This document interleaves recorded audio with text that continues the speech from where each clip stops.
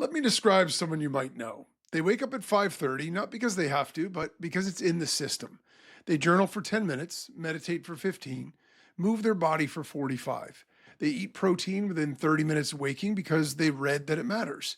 Their calendar is color coded, their goals are written, reviewed weekly, and tracked against metrics they designed themselves. By any measure, this person is optimized and they're exhausted in a way that sleep doesn't fix.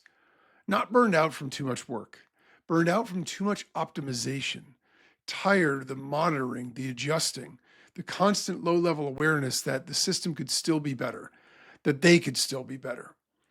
Here's the thing nobody in the optimization world wants to say out loud. There's a point at which more optimization makes your life measurably worse, not just less efficient, actually worse, harder to enjoy, harder to be present in, harder to feel like a person rather than a project. That's what we're talking about today.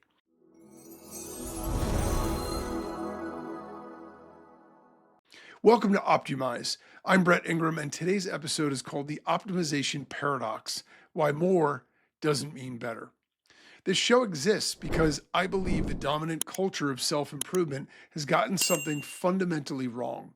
It's taken the language of optimization, which is actually a powerful and useful framework, and pointed it at the wrong target: maximum output, maximum efficiency, maximum performance. What I think we should be optimizing for, and what this show is really about, is maximum alignment. Are the things that you're doing with your life actually in service of the life that you want to live? Those two things are not the same, and the gap between them is where the paradox lives. So let's get into it. Where the optimization culture comes from. So it's borrowed language from engineering and tech. That's where it all originated, but now it's applied to human lives. And the logic itself, if you think about it, is appealing. It makes sense, right? If software can be optimized, why can't our morning be optimized? Why can't we get more done? And we embraced it because metrics for us give us a sense of control. When we can measure something and we can see progress, that progress feels good. When you're anxious about whether you're doing life right, a system reduces that anxiety. It gives you a target, it promises certainty, and it tells you that you have a scorecard to see what progress you're making and what level you're at. Now, the problem is what it promises versus what it actually delivers. So you get the system right, you get the life right, right? That's the logic behind this. And that works great for machines. But for people, it starts off well. And then the problem is when we start looking at things like debugging code, we're identifying inefficiencies, we're trying to fix it so we can improve our output. It's a reasonable thought. But here's the challenge: you're not a code base, you're not a machine. Life is not a production system. So there is a turning point with it. When the method itself becomes the goal, when optimization stops being in service of something and starts being the thing itself. So instead of really using it to align towards something we want to get to, it's doing more for its own sake. You're maintaining the system for the system's sake. The tool should serve the craftsman. When the tool starts running the craftsman, something's gone wrong. So, what does that actually look like in practice? Let me define the paradox precisely because naming it clearly is the first step to seeing it.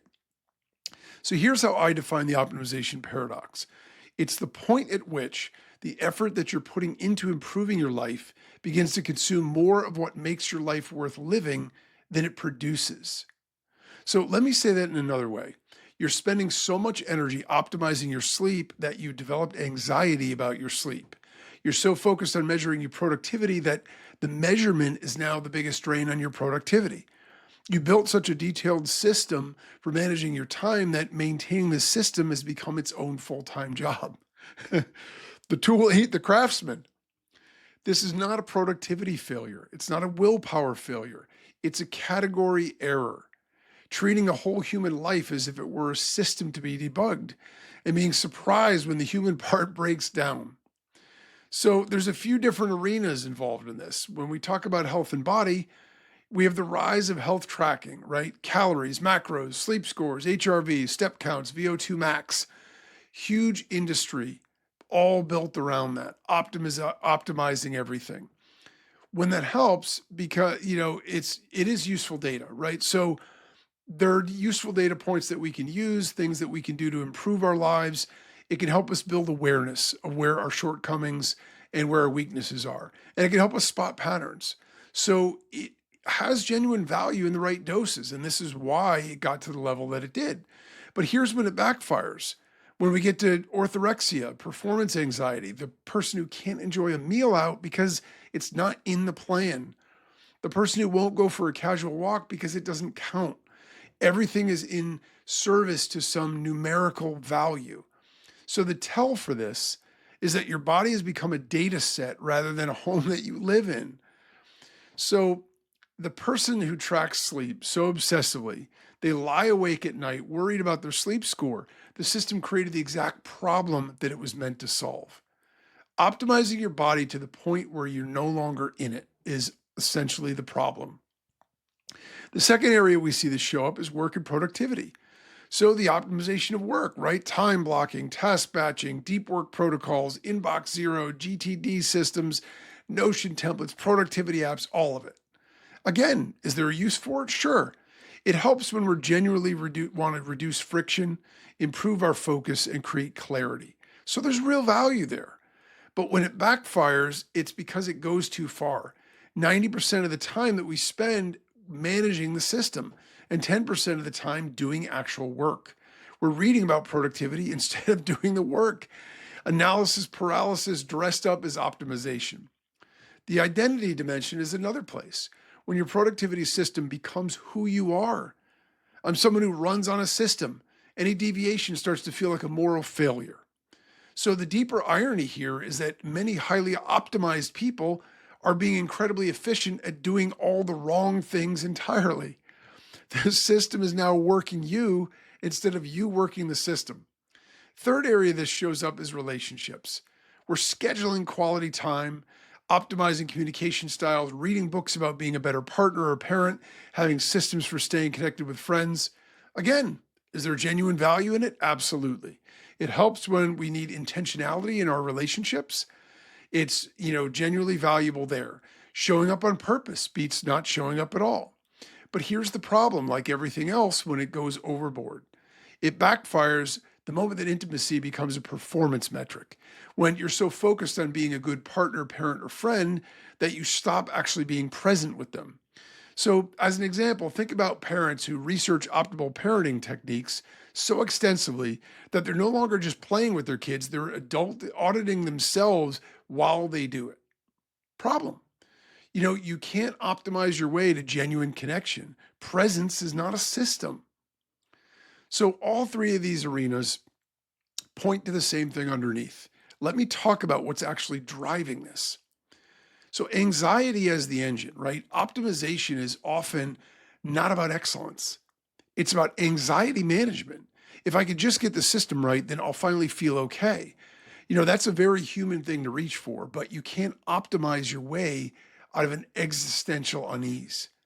The moving goalpost is the other problem. Optimization culture is structurally designed to never let you arrive. There's always another rung. There's always a better protocol, a new study, a more effective habit stack. The industry needs you to keep searching. That's the business model. Then we've got the identity merger. When I optimize my life becomes who you are, stopping feels like an identity crisis. The method is merged with the self. That's when it becomes genuinely hard to be able to step back. Social comparison also makes it exponentially worse. You're not just optimizing against your own goals anymore. Now you're optimizing against a curated highlight reel of everyone else's optimization. And that race has no finish line. So here's the uncomfortable truth. A lot of optimization is fundamentally about control. And the desire for control is often underneath it about fear. Fear of failure, fear of mediocrity, fear of being ordinary, fear of not being enough. This is not a character flaw. This is a rational, understandable response to a culture that's been selling not enough for decades. The system is working exactly as designed. You're not broken for responding to it. But recognizing the pattern is the first step to choosing a different response. And that's what we're doing right now. Now, I want to be really clear about something because I think this is where people who push back on optimization culture sometimes miss the point. I'm not telling you to stop caring about how you live. I'm not telling you that discipline doesn't matter, that structure isn't valuable, or that working hard is somehow a character flaw. None of that is true. What I'm saying is that the word optimization has been hijacked. Real optimization, the actual engineering concept, the mathematical version, doesn't mean maximizing output. It means finding the best possible outcome given your specific constraints and objectives. Given your constraints and your objectives. That's a completely different question than how do I do more? Your constraints include the fact that you have finite time and finite energy, that you're not just a worker, you're also a partner, you're a parent, you're a friend, you're a person with an interior life that deserves care. That rest is not inefficiency, it's a biological requirement. That joy, play, stillness, and connection are not rewards for being productive. They're essential components of a life worth living. Your objectives include not just achievement, not just output, but actually feeling alive in your own life, feeling aligned between what you value and how you spend your days, feeling like the version of yourself you most want to be, not just the most efficient version of yourself. When you redefine optimization that way, the question changes completely. You're no longer asking, how can I do more? You're asking, is what I'm doing actually moving me toward the life that I want? That's the question this show is built on. And it's the question I want to sit with for the rest of the episode. So you've probably already started to recognize yourself in some of what we talked about. It's not a bad thing. That's the point. Recognition is the beginning of change. So let me offer 5 honest questions, not to judge, not to create another optimization task, just to help you see more clearly. Question 1. Does your optimization routine generate anxiety or reduce it? If the system is making you more stressed, not less, that's a signal worth listening to. Question 2. Are you optimizing towards something specific or just optimizing?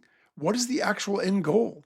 If you can't name it clearly, the optimization may be running on autopilot. 3. Has the method become the goal? Are you maintaining the habit because it's genuinely serving you or because breaking it would feel like failure? Question 4. What have you stopped doing because it wasn't optimized? What activities, moments, or relationships got quietly cut from the schedule because they didn't fit the system? And are you okay with that? And question 5, if you achieve the fully optimized version of yourself you're working toward, would you actually be happier? Or would you just find a new optimization target? The purpose of optimization is not to be optimized. The purpose of optimization is to have a life you actually want to live. So it's important to understand what I'm not saying.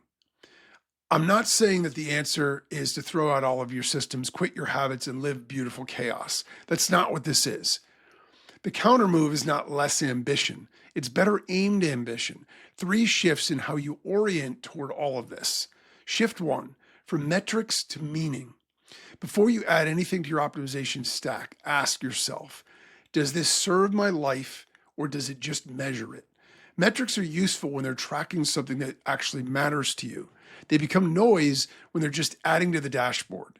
Make the alignment question primary. Is this moving me toward the life I want? Not, does this optimize my output? Shift number 2, from systems to sensitivity. Develop the skill of actually noticing how you feel in your body, in your relationships, in your work. Your internal signal is more important data than any tracker. This requires slowing down, not speeding up, which is uncomfortable for people who built an identity around doing more. Sensitivity to your own experience is not soft. It's the most sophisticated diagnostic tool you have. And shift 3, from maximizing to satisficing. Decision theorists use this term satisficing, finding an option that's good enough rather than optimal. This is not settling, this is wisdom. The search for the perfect protocol, the ideal system, the most optimized version, often costs more than it's worth in time, in anxiety, in what you had to sacrifice to get there. Good enough, pursued with intention and presence, is often genuinely great. When you're clear on what you actually are optimizing for, your values, your actual life, you do less, but you gain more. All right, before I close out, a couple quick things for me directly. If this episode landed for you, if even one of those 5 questions stuck, I'd love it if you'd share it with someone who needs to hear it, because the right conversation at the right time can genuinely shift something for people. Pass it along if it felt like one of those. And if you're not already following the show, wherever you listen, hit follow now so you don't miss what's coming. And until next time, remember, optimize your life, not just your output.